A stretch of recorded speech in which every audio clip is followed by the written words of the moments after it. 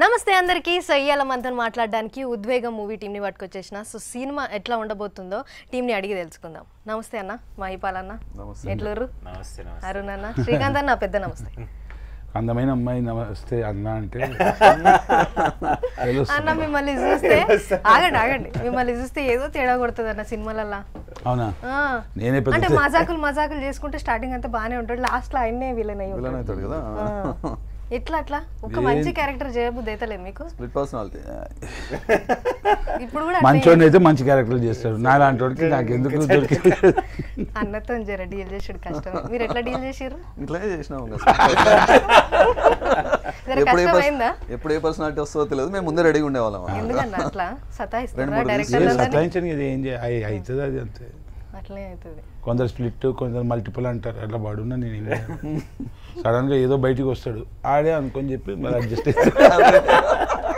మరి సినిమా వానికి సంబంధించిన రోల్ ఇచ్చేస్తాం, చేసేస్తూ ఉంటాడు. అయ్యో, అంటే బయటికి మీట్ అయ్యే స్క్రిప్ట్ చెప్పే టైంకి ఎవరు వస్తే ఆ పార్ట్ ఆఫ్ ద స్క్రిప్ట్ ఇచ్చేస్తాం. అయ్యో, అడ్జస్ట్ అవుతున్నారు డైరెక్టర్లే.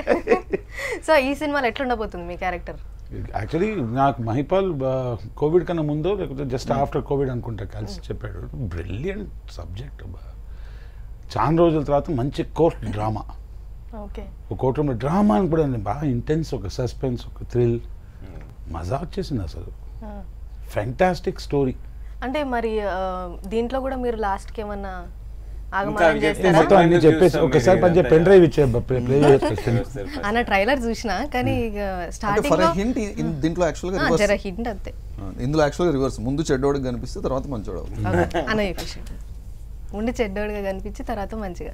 ఓకే, అరుణ్ అన్న మీరు చెప్పండి, మీ క్యారెక్టర్ ఎట్లా ఉండబోతుంది? అసలు అరుణ్ నుండి త్రిగుణ్ కి ఎందుకు అట్లా, త్రిగుణ్ కి ఎందుకు అట్లా అన్న? అట్లయితే మనం అందరం మార్చుకోవాలి పేర్లు. మార్చుకోకపోతే మార్చిన వాళ్ళు తప్పు, కానీ మార్చిన వాడిని ఎట్లా పట్టుకుంటారు చెప్పండి?